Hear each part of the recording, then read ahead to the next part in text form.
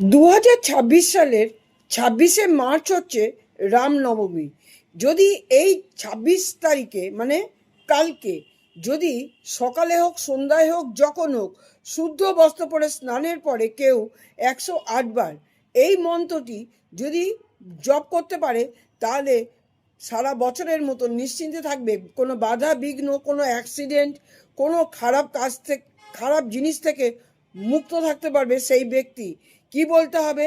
শুধু জয় শ্রীরাম, জয় শ্রীরাম, জয় শ্রীরাম এই মন্ত্রটি শুধু 108 বার বলতে হবে। লাস্টে কি বলবে? জয় অঞ্জনী পুত্র বজরংবলী কি জয়, জয় পবন পুত্র হনুমানজি কি জয়। তারপর বলবে জয় শ্রীরাম, জয় শ্রীরাম, জয় শ্রীরাম।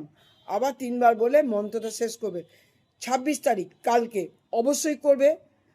আমি আগে কদিন ভিডিও দিতে পারিনি, আমি কথা বলতে পারিনি। খুব ইম্পর্টেন্ট একটা ভিডিও, অবশ্যই যারা করার তারা করবেন।